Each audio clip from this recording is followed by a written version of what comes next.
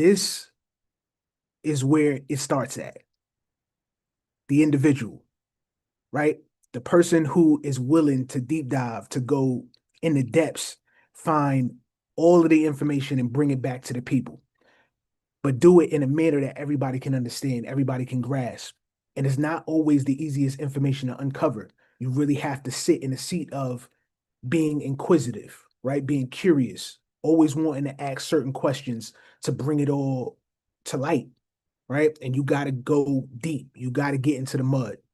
So this is what Steve and I have been doing consistently and diligently over the last, really, since 2015, before we even had the academy. But since we've had the academy, it's been our responsibility to put this thing on our backs and bring this to the world. So tonight is no different. So if this is your first time with us, we greatly appreciate you for joining. This is Connect Wednesdays, episode 133. This title is called Bitcoin, the House of Cards. All right, y'all strapped in? Let's go.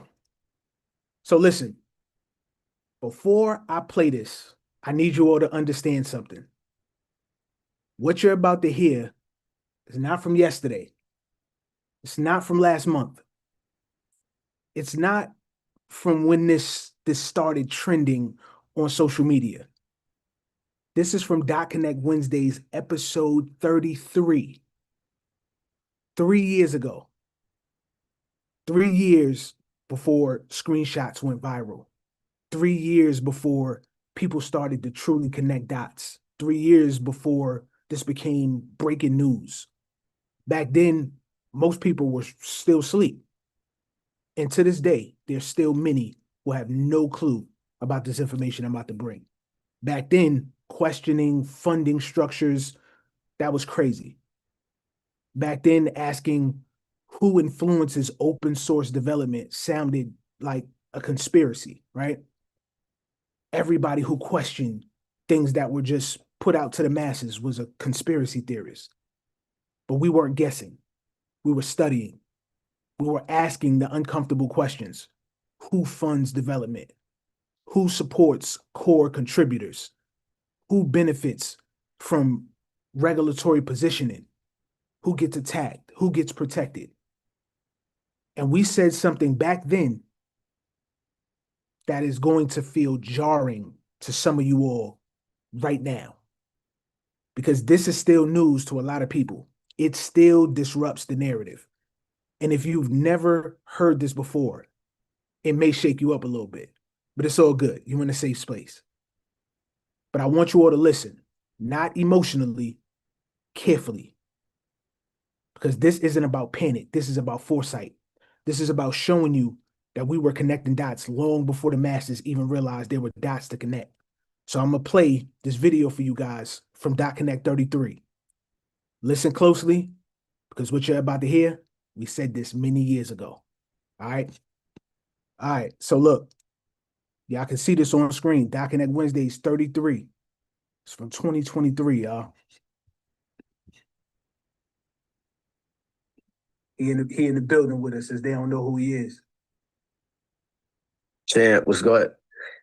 What's good? What's good? Satoshi, how you? Everything good, Champ. We've been trying to tell them for a minute, right? Yeah, man. They ears wasn't open. They wasn't paying attention to what we was telling them. Okay. Now BlackRock's in the game now. Now they ears open. Kathy Woods, they in the game now. Everybody's paying attention. We knew it was gonna happen like this too. Facts. We called it. All right, so first things first, who owns Bitcoin? All right, so this is about to be a ride. We're going to take y'all through this. This is going to be brief, but we're going to walk y'all through it, right? So they gave us the very first cryptocurrency to exist. That was Bitcoin, right? The ticker is BTC. They gave us Bitcoin in 2008. In 2009, it went live, right? So now everybody was able to use it beginning in 2009. But it's always been a big mystery about who is behind Bitcoin.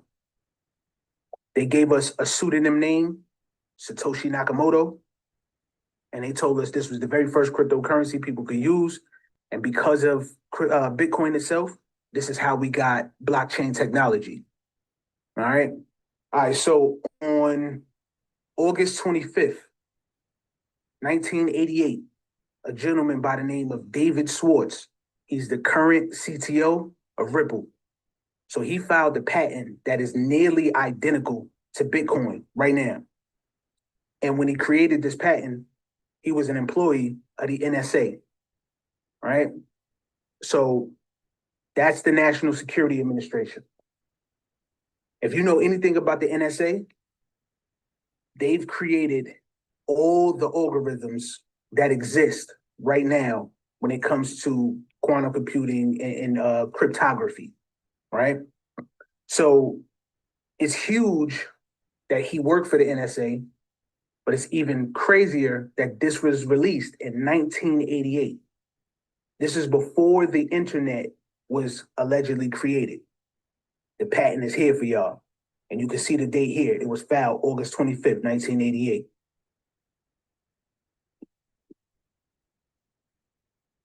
Fast forward, 1996, June 18th, the NSA published an essay, and it was written by NSA employees.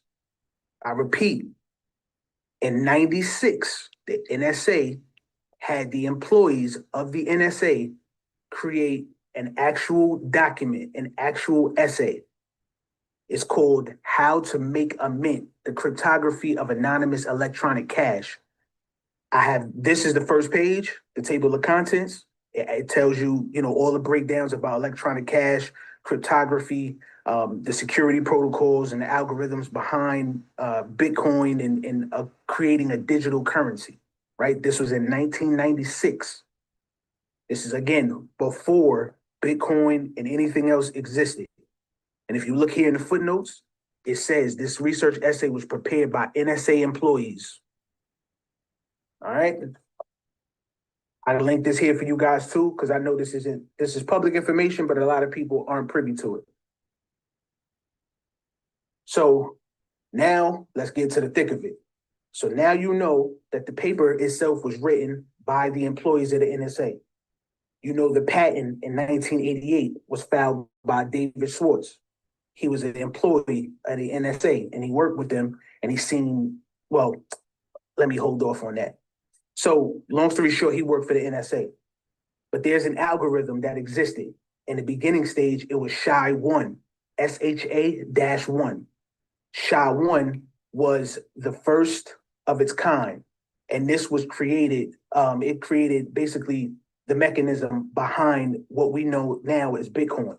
So it takes a digital footprint, and it was used as a tool by the government to spy on its enemies, right? So we're talking about financial transactions and all sorts of things, right? So this was how they were able to kind of lock in on certain people that they had their eyes on and they had identified as an enemy. And this is how they were able to basically follow them and mirror them and see everything that they had going on, right? Electronically. Again, this was the NSA. So there was a bunch of attacks that people started to figure out and launch against this algorithm. So they needed a new algorithm to be the successor. So SHA-1 got phased out after a whole bunch of different attacks. They made SHA-2. SHA-2 is now the gold standard of cryptography, right? They use it for all sorts of things. And with the NSA being the creators of it, they now implemented this technology into Bitcoin. The only other project that is really notable is Litecoin and Bitcoin Cash. The rest of them, they're not household names. You may have to, do some real digging to kind of understand that. But this algorithm, again, was used just to spy on enemies. So now that they have this encryption and this algorithm behind Bitcoin itself, this was created in 2001. So this was created way before, and we're talking 7, 8 years before Bitcoin even existed. They created this algorithm and had it in tow, ready and waiting for Bitcoin to be released to the world. So I gave you guys the background. It's commonly used, SHA-256 is commonly used to authenticate digital certificates, SSL certificates, and secure links between websites and your web browsers. This is mainly focused on proof of work, consensus mechanisms. The main proof of work that started this all, of course, was Bitcoin, but Bitcoin didn't come about until 2008. Remember, this came out in 2001. All right, so now fast forward, 2008, the world gets blessed with this coin, this digital currency known as Bitcoin. And the person who created Bitcoin and released the actual white paper to it, you see it here. This is the first page of the Bitcoin white paper. It says Satoshi Nakamoto. Now, I want you guys to understand something. Anybody can just create something and post it on the internet. That we understand. Now, I want you guys to honestly understand the magnitude of Bitcoin and where we are today. What else happened in 2008? We had a financial revolution. I mean, we had a financial collapse that happened in 2008. So upon the heels of this happening, we, out of the blue, get a white paper and we get the first cryptocurrency to exist, Bitcoin. See the coincidence? All right, bet. So now that you understand that Bitcoin, the technology behind it was NSA, the 256 was created by the NSA. Everything points directly to our government being Satoshi Nakamoto. All right. So you guys got the white paper here. For those of you who haven't read it, I suggest that you take a moment, read through it. It's short, a couple pages, right? But here's another thing that I want you guys to see. So I'm gonna go back on the slide. So in the footnotes on this 1996 essay that was written, again, by NSA employees, this footnote right here is from one of the authors, right? He's not listed as the main three, but he's one of the authors of other documents that they referenced inside this essay. His name is Tatsuki Akamoto. Come on, man. This was in 96. Now, fast forward, who was the author of the Bitcoin white paper? Look right here, y'all. Satoshi Nakamoto. And this was a 12-year difference before Bitcoin was ever even a thing in 96. You see those names? You see the players behind it? All right. So I can't play. There's a video that I want to play for you guys. I can't play it like this. So give me 1 second. I'm going to pull it up for y'all because I want y'all to see this. But just to recap, David Schwartz filed the patent for distributed computing. And that was the whole basis of blockchain in 1988. Then in 96, you had the NSA white paper. That came out, and that was 12 years before Bitcoin white paper even existed. The name reference in the 96 essay, that was Tatsuki Akamoto. Now, in 2008, when we got the Bitcoin introduction, it was Satoshi Nakamoto. And they want you to believe that this guy or this group of people, it's actually a group of 4, is unknown. And the algorithm behind Bitcoin's creation was all NSA, that SHA-256. And it was used to spy on enemies. So what you got to understand is there is no anonymity. The whole time, they knew. They knew who Satoshi Nakamoto is. They knew who the quote-unquote group was. So let me play this video for y'all, man. We looked at Bitcoin. It was the most prevalent at that point. We'd seized quite a bit of it, millions of dollars worth under the Silk Road investigation. So one of our agents who started looking at another online marketplace through the deep web, which was called Black Market Reloaded, they were sending weapons through packages and through ordering them on the dark web. And he was really, really smart, forward-leaning agent. He goes, I want to go interview Satoshi Nakamoto.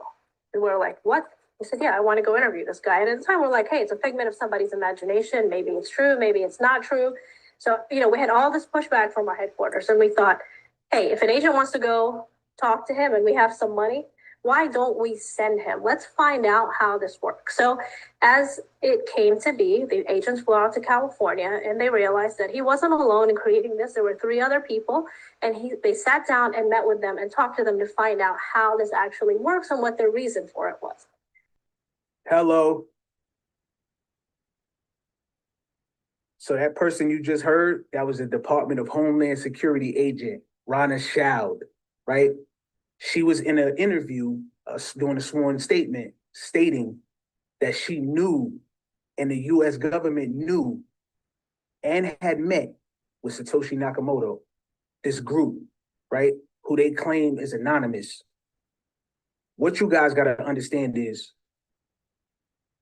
y'all would be playing yourselves to think they would allow the first cryptocurrency ever created, ever known to come out, people to build upon it, ecosystems to be created around it, and the government not know who it is?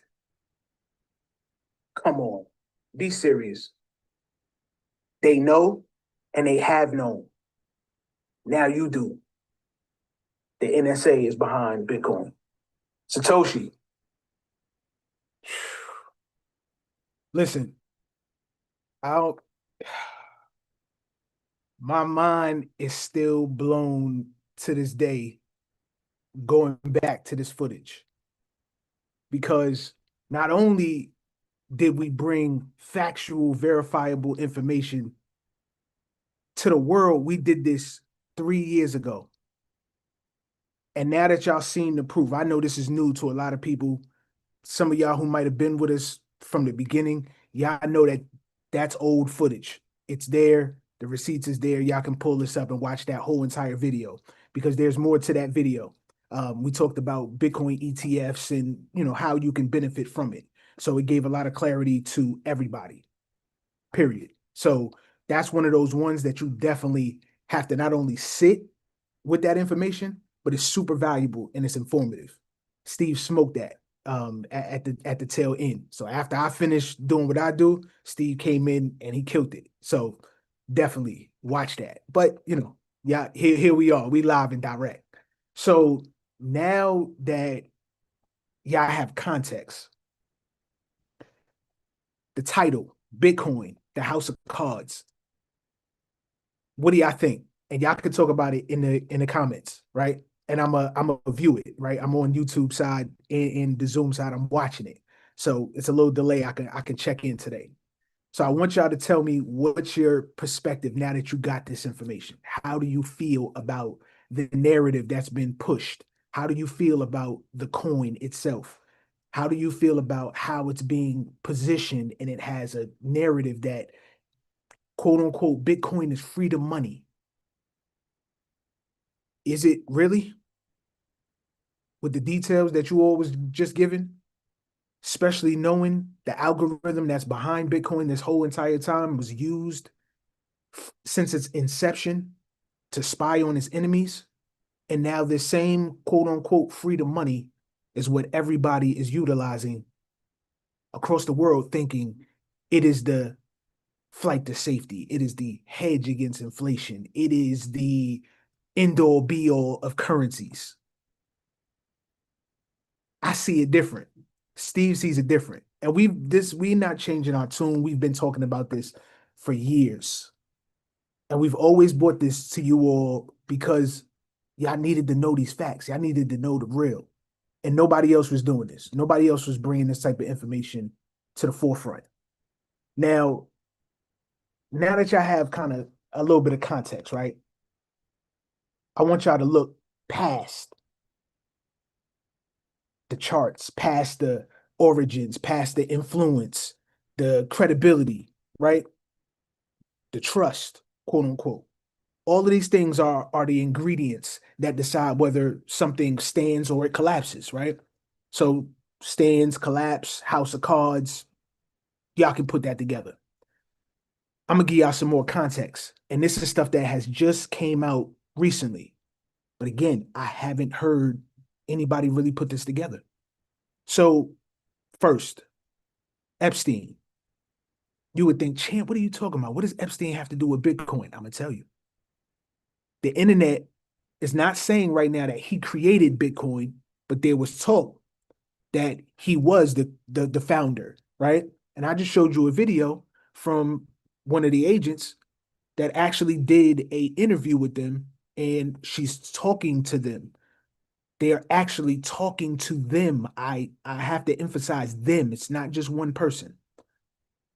Now, when you sit back and you see these emails, it's far too many to share. So you guys can do your own research and dig into this, but I just want you to follow me. The story isn't truly about just Epstein itself. You all know the shadow that he is, right? You know what he's involved with. You know a bunch of these players in these big banking institutions and all that. You know the players are all kind of in cahoots. This is what they do, right? That's not the story. The true story is funding and influence. So some of these emails, right? Some of them are falsified. I can't verify every single one of them is true or false, but I've actually verified a couple of them. And I know they're authentic. The actual files that were released, they were released by the government, and it's part of the bill that I guess had when it was legislature that actually passed for them to release all of them. This is why the world got a ton of Epstein emails that just got flooded to the world. And then it was up to, the everyday people to actually go in and be able to support the information that was being disseminated, right? So as I'm going through a bunch of the files, it points to Epstein actually inserting himself into the crypto world through elite networks, investment access, and relationships that were connected to early crypto infrastructure. It's not just a crypto, like, broadly statement. This is like multiple reports that Epstein's money and his actual communications and influence into these circles where Bitcoin development and Bitcoin adjacent decisions was made. This was all happening in the key years. So I'll say this clearly. Epstein actually funded the early development. He was paying developers to stay, and he actually hired even more developers. In fact, at the time, there were only about 12,000 commits that were Bitcoin developers. Initially, there were 5 main developers on the Bitcoin development side, right? These guys were the initial coders. So they were poised to see how to make Bitcoin work, how to make it scalable, how to make it faster, cheaper, etc. Right? This is what they do. Now, people were leaving because they seen that it wasn't gaining traction the way they wanted it to. It also wasn't working as intended. So what Epstein did was he said, listen, I need these guys to stay. This is in the emails. He's saying, I need these guys to stay. So what they did was they actually took their capital and they funded more developers and those initials to stay and keep creating. Now, from that moment forward, there were about 77,000 developers on the Bitcoin network. So predominantly, all of it happened after Epstein's money came in and kept it afloat. When I tell you right now that people don't understand how money, capital, and influence can directly push narratives and keep things afloat, this is prime example in real time. Now, what we do have, I can't give you guys a million screenshots. You have to look at these things and actually correlate it. But what we do have is credible reporting that's all truth and is larger truth, that his financial reach extended into major crypto entities and influential crypto networks, and multiple outlets were reporting this, right? They show the involvement. in Bitcoin and Bitcoin adjacent circles, i.e. Tether. Now, that alone is enough to create a lot of serious questions. If Bitcoin is pure decentralization, why does it keep intersecting with the most powerful and compromised networks on Earth? Because infrastructure attracts power, always. Now I'm going to leave y'all with that. Another thing, when you talk about why would you consider Bitcoin a house of cards, you have to look at the key agencies around the world who control money, and they control influence and how money is disseminated from top level all the way down to the everyday person, right? We're talking about the IMF, the BIS. We're talking about banks, central banks, governments, world governments. These are the people who tell the banks what to do. The president of the European Central Bank, I don't know if you guys know her by name, but I'm going to tell you, her name is Christine Lagarde. She was former IMF, International Monetary Fund, and she's now the current president of the European Central Bank. So she addressed the idea that Bitcoin itself entering central bank reserves crystal clear. She said, I'm confident Bitcoin will not enter the reserves of any of the European central banks. This is the president of the ECB saying this. This is not just somebody grabbing a mic, just making a viral moment. And she's always stood firm on that sentiment. The reason being is because her exact words was, reserves must be liquid, secure, safe, and not plagued by the suspicion of money laundering or other criminal activities. And then she said, hey, I'm confident it won't enter in to any of the central bank's reserves in the general counsel. And that matters for one reason. Central banks do not speak casually. They speak definitely. They're telling you what they believe Bitcoin represents, and she gave you the reasons. That's liquidity risk, that's security risk, that's safety risk, and that's criminal association problems. It's not a maxi versus a hater debate. That's the president of the ECB rejecting Bitcoin as a reserve asset based on risk profile and criminal suspicion concerns. This is stuff that's really, truly happening right now. And when you go back into the history books, I was here in 2015, so I was around doing research, trying to navigate the space early, right? This is before a bunch of institutions kind of came in. This is before a lot of these projects were kind of creating interoperability. They were creating webs with one another, right? That's the current thing that needs to happen. But back then, everybody was siloed. Everybody was just building their own infrastructure. They were building their own plays, and they were trying to solve problems that we currently experience in the world today, right? So everybody was on their own island, right? No pun intended. Here's one thing I want people to remember. There was something called Silk Road. And without going too deep, you guys can do your own research on Silk Road in Mt. Gox. In those days, everything was about dark web transactions. And the key cryptos that were used were Bitcoin and Ethereum. That's documented. The Mt. Gox scam that happened in present day, where they just had litigation where people were now going to have to wait for their, alleged refunds to happen, where they got refunded a bunch of their Bitcoin.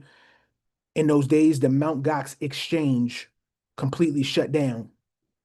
And when they shut down, everybody who had their crypto on exchanges, they lost out, right? But they shut the exchanges down because they were stealing the crypto. So now that all of this stuff is coming to a head in present day, some people are still awaiting their refunds. This is legitimate concern. So one thing, why we always teach education, foundational education, never leaving your cryptocurrency on an exchange, right? That's a given. Self-custody makes you guys your own bank so that you can avoid certain things of the past that can still happen to this very day. And it's been proven repeatedly. Sam Bankman-Fried, you had Alameda research, a lot of those situations, people were getting robbed for leaving their crypto on those exchanges. And it was because you had players that were in the space that just weren't true. They were wicked. And the connection pieces were always there. You just had to sit back. You had to analyze. You had to ask the right questions. You had to see the information for what it was and connect it. This is why Steve and I shine bright in this space. We had vision. We were able to see things super clear years in advance.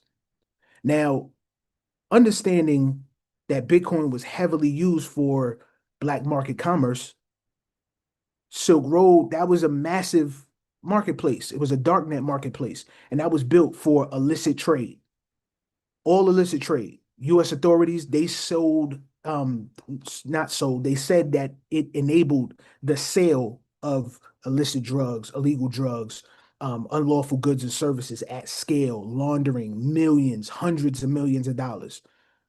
They came in and said that law enforcement, they said that Silk Road as a global venue for drug trafficking and money laundering, producing millions in illegal profits.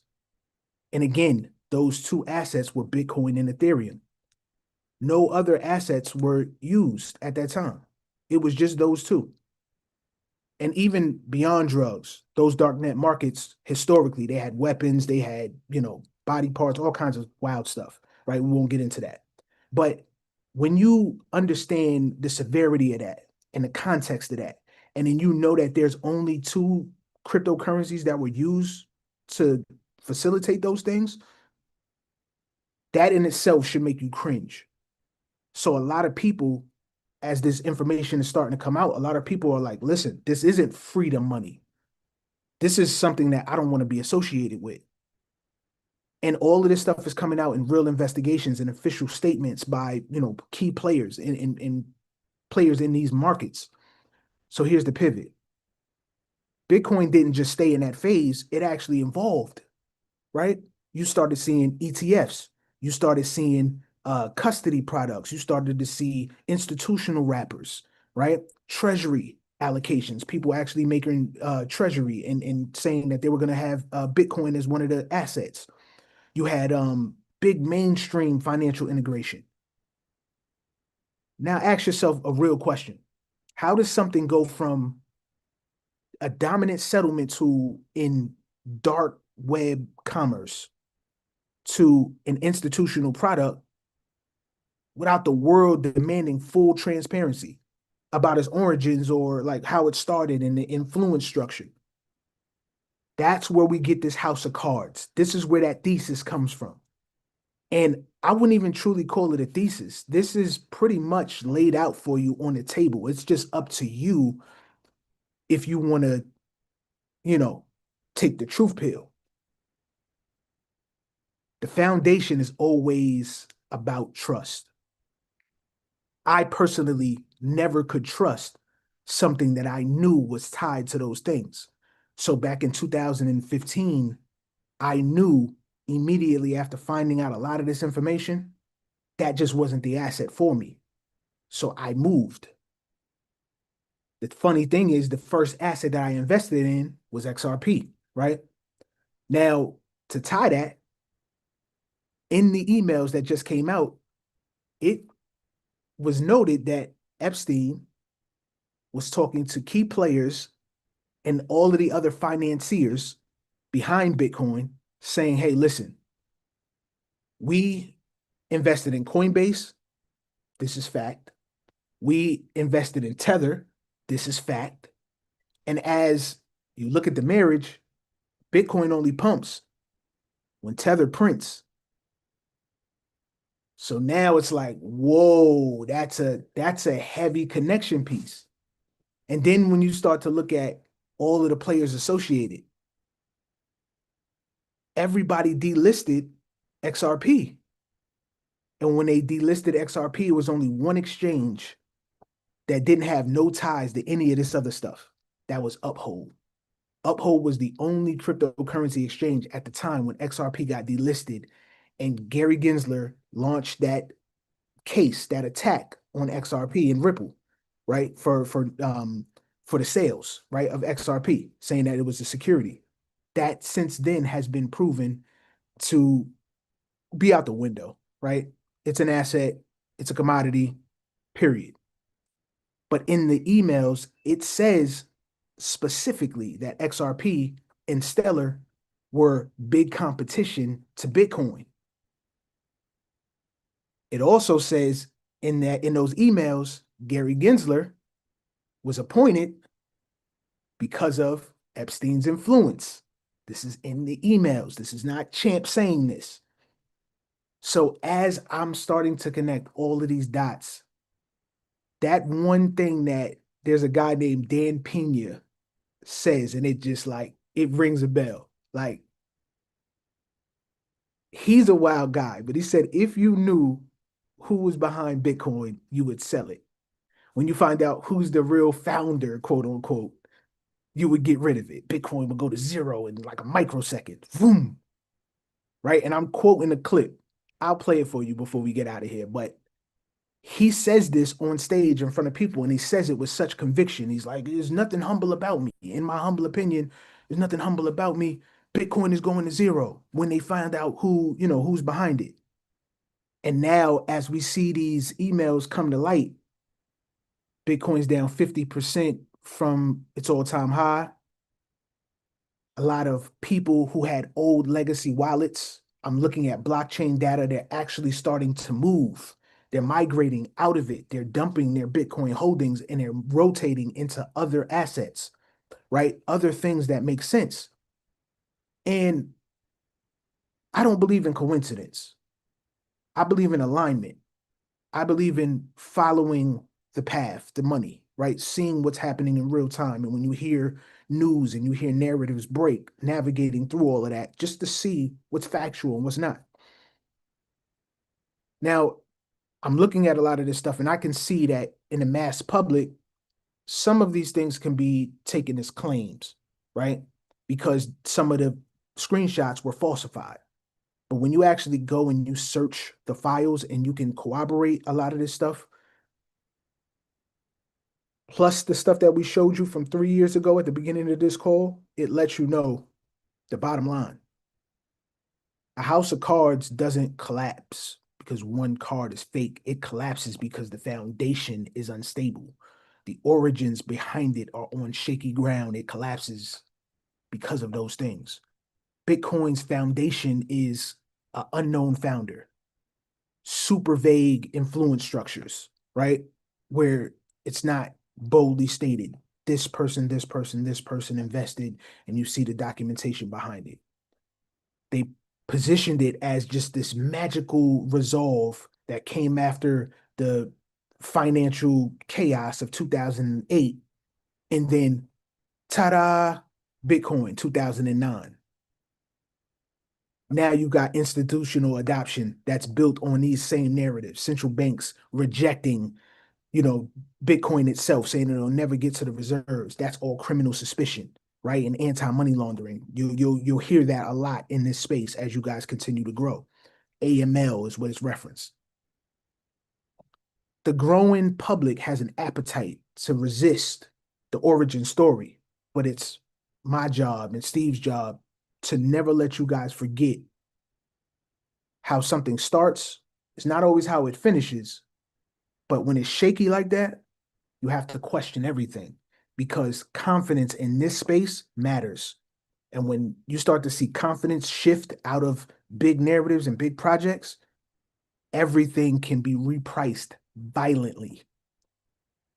So when you see something that's 100,000 and you start to hear Kathy Woods and Larry Fink and all of these guys come on national TV on these big platforms and they tell you Bitcoin to $1 million, Bitcoin to 500,000, Bitcoin to 2 million and 10 million and 20 million per coin. Does that make sense to you? Honestly, ask yourself that question. Does that truly make sense to you? $1 million is just a 10x from where it's at. We know cryptos have 1,500x overnight. But you know what those were? A lot of those were pump and dumps. People throw their money in. A select few of people have the majority of the coins. They're quote unquote whales. And then you get dumped on. That's the same thing as Bitcoin. If you look back at who the largest holders of Bitcoin are, the first one is Satoshi Nakamoto. Do you know who that is? When you think back to the beginning of the video, does anybody know who that is? It's always in the details. Now, what I want y'all to do is understand that we're going to continue to always be ahead, right? We don't wait for trending topics to just happen, right? We study incentives, power, funding, regulation, positioning, but it's all starting with education. Bitcoin, I called it beta test coin forever. It was nothing but a Trojan horse. It was presented to the world so that people can get comfortable with using a digital currency. But that same algorithm that's behind it was used to spy on people. This is how we got blockchain technology. Now, those same big institutions, they tell you about distributed ledger tech. Distributed ledger tech is a little different, right? They tell you about utility projects and they describe them in detail. They just are evasive with the names. The same vision that we had when we told you guys about this whole Bitcoin situation is the same vision that we've been telling you guys on countless dot connects about. There are projects that solve real world problems and they are advancing everything that we're currently experiencing. And those are going to be the projects that are going to explode in price. Not financial advice. I'm not a financial advisor, neither is Steve. We're just telling you guys from our vantage point. We can see things early. And we're helping you all do the same. I always want you guys to ask yourself when you're presented with information, even if you emotionally just feel disconnected from it, think with your brain, not with your feelings. That's always going to be the key. That's a major gem for everybody. Inside the Academy, for those of you who do not have a home of cryptocurrency, if you want crypto to be made easy and simple for you, only thing you have to do is in the description below is join us right now. We've got a 7-day trial. It's just $1, 4 quarters, right? 10 dimes. That's it. For 7 days, you get access to all of the courses, the master classes, the replays, everything. The community itself, you get access to everybody. And we welcome you guys with open arms. After the 7 days, should you guys choose to continue, which we strongly believe you will, it's just $50 a month. We've had members that have been with us for many years, and they are going to continue to be with us for many more. And we want you to be a part of that. Because one thing I've always grown to understand is that clarity isn't luck. Clarity is education and it's discipline. So this is .connect 130, Bitcoin, the House of Cards. I hope I removed the question mark because it's definitely not a question mark for me. And I think after this call, I think that question mark will fade for a lot of you all. All right. Before we get out of here, I want to share one more thing. If you knew who owned Bitcoin or who started Bitcoin, you had Bitcoin, you couldn't sleep at night. I know. 100%. And when the real founder of Bitcoin comes out, it is my humble opinion, and there's nothing humble about me, Bitcoin will go to fucking zero. One day. And a microsecond, like that. Love y'all. See y'all on .connect 131 next week. Same time, same place. All right. Love. Oh, and everybody who wanted access to the David Schwartz patent and the NSA document is going to be below in the description. I got y'all covered. Want to make sure y'all have that. All right.